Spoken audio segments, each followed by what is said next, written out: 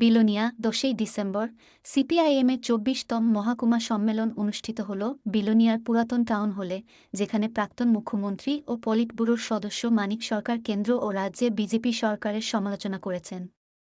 তিনি বলেন, ডাবল ইঞ্জিনের সরকারের আমলে গ্রামেগঞ্জে কাজ নেই, খাদ্যের অভাব দেখা দিচ্ছে। সমাবেশে মানিক সরকার অভিযোগ করেন যে বাম আমলে যে রেগা প্রকল্পকে গুরুত্ব দেওয়া হয়েছিল তা এখন মুখ থুবড়ে পড়েছে। তিনি উল্লেখ করেন, মিসকলে চাকরির প্রতিশ্রুতিতে বিভ্রান্ত হয়ে যুবকরা বিজেপিকে ক্ষমতায় এনেছিল, কিন্তু এখন তারা কাজ পাচ্ছে না। বহিরাজ্যে কাজের সন্ধানে যুবকরা পাড়ি দিচ্ছে, শুধু যুবকরাই নয়, মেয়েরাও সেই পথে এগোচ্ছে। তিনি আরও বলেন, বিভিন্ন দপ্তরের শূন্য পদ পূরণের জন্য কোনো উদ্যোগ নেওয়া হচ্ছে না। আন্দোলন করলে কাঁদানো গ্যাস, লাঠিপেটা এবং ধাক্কাধাক্কির শিকার হতে হচ্ছে। কৃষকরা ফসল ফলাতে পারছে না। বিদ্যুৎ নেই, সেচ নেই, বিদ্যালয়ে শিক্ষক নেই এবং হাসপাতালে ডাক্তার নেই। অনাহারে মৃত্যুর ঘটনা ঘটছে এবং সন্তান বিক্রির মতো বিপর্যয়কর পরিস্থিতি সৃষ্টি হয়েছে। সম্মেলনের শুরুতে সিপিআইএম নেতা বিজয় তিলককে সভাপতি করে দুটি মিছিল এসে মিলিত হয় সমাবেশস্থলে। সম্মেলনের দ্বিতীয় দিনে মানিক সরকার রাজ্যের পরিস্থিতি থেকে উত্তরণের জন্য জনগণের প্রতি আহ্বান জানান। তিনি বলেন, আপনারা যদি লড়াই না করেন তাহলে সমস্যাগুলি সমাধান হবে না। এগুলি শুধু সিপিআইএমের সমস্যা নয়, বরং সাধারণ মানুষের সমস্যা। তাই লড়াই চালিয়ে যেতে হবে। সমাবেশে উপস্থিত ছিলেন সিপিআইএম কেন্দ্রীয় কমিটির সদস্য নারায়ণ কর, দক্ষিণ জেলা কমিটির সম্পাদক বাসুদেব মজুমদার, বিলোনিয়া মহকুমা কমিটির সম্পাদক তাপস দত্ত, রাজ্য কমিটির সদস্য সুধনন দাস, বিধায়ক অশোক মিত্র ও দীপঙ্কর সেন সহ অন্যান্য নেতৃবৃন্দ। এই সম্মেলনটি বিজেপি জোট সরকারের বিরুদ্ধে সিপিআইএমের শক্তি প্রদর্শনের একটি গুরুত্বপূর্ণ উপলক্ষ হিসেবে বিবেচিত হচ্ছে এবং আগামীকালও সম্মেলনের কার্যক্রম চলবে। এর বাইরে বামফ্রন্ট সরকারের সময় সরকারের 30 থেকে 32টা দপ্তর আছে। সবগুলো দপ্তরের কাজ একরকম না। 20 থেকে 22টা দপ্তর, রাস্তা, বিদ্যুৎ, ভোটের চিন্তা করতে হবে। কাজে এই বিষয়গুলো মাথায় রেখে সামনের দিনে বৃহত্তর সংগ্রামের প্রস্তুতি নিতে হবে। বিলোনিয়া এটা তো ত্রিপুরার গণতান্ত্রিক আন্দোলনের ক্ষেত্রে অন্যতম একটা গুরুত্বপূর্ণ কেন্দ্র। রক্তঘামের বিনিময়ে শহীদের মধ্য দিয়ে এই বিলোনিয়া কমিউনিস্ট পার্টি গড়ে উঠেছে। সেই পার্টির উপর আক্রমণ আসবে না এটা মনে করার কোনো কারণ নেই, কিন্তু আক্রমণে এই পার্টিটাকে একটা জায়গায় আটকে রাখা যাবে এটা অসম্ভব।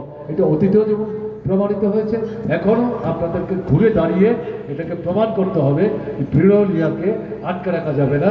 বিলোনিয়া শুধু বিলোনিয়ার জন্য না, সারা ত্রিপুরার জন্য মানুষকে তার সমস্যা থেকে মুক্তি পাওয়ার ক্ষেত্রে সুরাগ আদায় করার জন্য যে লড়াই, সেই লড়াইকে সেখানে উৎসাহিত করার প্রশ্নে বিলোনিয়া তার মাটিতে দাঁড়িয়ে সেই লড়াই করার মধ্য দিয়ে তার যে দায়িত্ব, গণতান্ত্রিক দায়িত্ব, সেই দায়িত্ব সে লাল ঝান্ডা কাঁধে নিয়ে প্রতিপালন করার ক্ষেত্রে পিছিয়ে থাকবে না, এগিয়ে যাবে।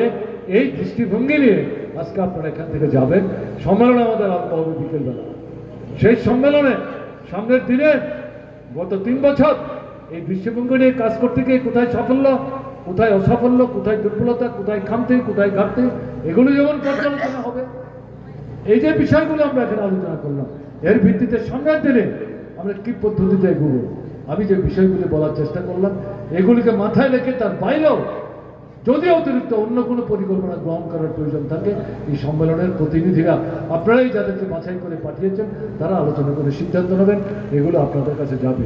আমি শুধু আপনাদের কাছে বিনীতভাবে এই আবেদন করে আমার কথা শেষ করব, এই সম্মেলন থেকে যে আবেদন আপনাদের কাছে যাবে আপনাদের এই সমস্যা থেকে মুক্তি লাভের প্রশ্নে, সেই আবেদনকে সাড়া দিয়ে তাকে বাস্তবায়িত করার জন্য আপনারা ঐক্যবদ্ধভাবে এগিয়ে আসবেন এবং পার্টির নেতৃত্বকে আপনাদেরকে সাথে নিয়ে এই লড়াইকে এগিয়ে নিয়ে যাওয়ার ক্ষেত্রে যাতে কার্যকরী ভূমিকা নিতে পারেন, সেই ক্ষেত্রে আপনারা সেখানে যোগ্য ভূমিকা গ্রহণ করবেন।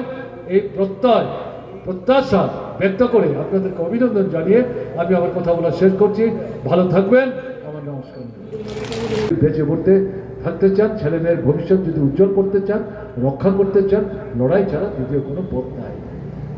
সারা দেশে এই 6 মাস 7 মাসের ব্যবধানে যে সরকারটা এসছে ধাক্কা খেয়েছে।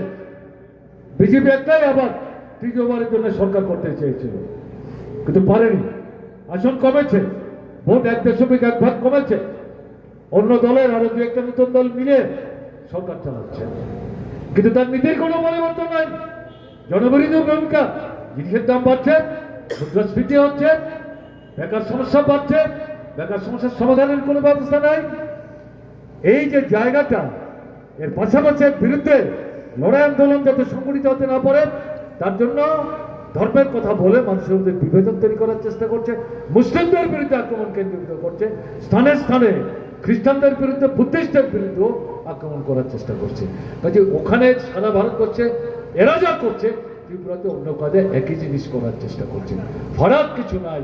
তাই সারা দেশে কৃষক নামছে, ক্ষেত মজুর নামছে, শ্রমিক নামছে, ছাত্ররা যুবকরা নামছে, এবং বিভিন্ন কলে কারখানায় সেখানে আলাদা আলাদাভাবে শ্রমিকরা সংগঠিত হচ্ছে।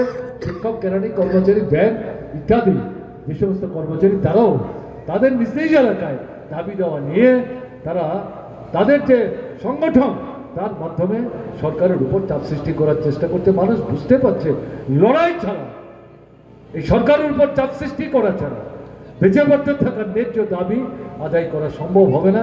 কাজে ঐক্য চাই, ঐক্যের মধ্যে দিয়ে লড়াই, লড়াইয়ের মধ্যে দিয়ে নূতন শক্তির সমাবেশ, এই সামগ্রিক শক্তিকে এক করে তার উপর চাপ সৃষ্টি করে দাবি আদায় করতে হবে।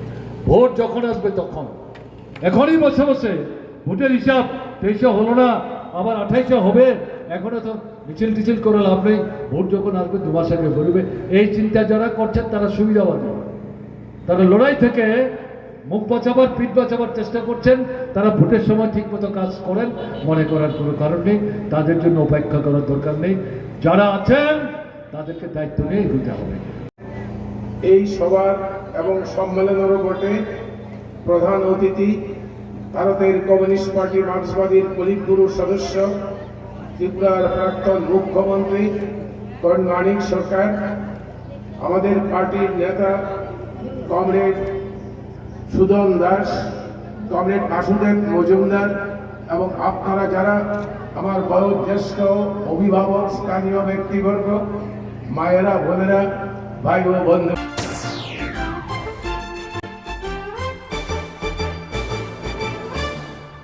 রান্নার স্বাদ এবং গুণমান বৃদ্ধি পানি সিস্টার গুঁড়া মশলা, সয়াবিন আটা সুজির পর প্রত্যেকের সুস্বাস্থ্যের জন্য এবার রান্নার তেলের দায়িত্বেও sister kachi ghani mustard oil. Sister, আপনাদের বিশ্বাস আমাদের দায়িত্ব।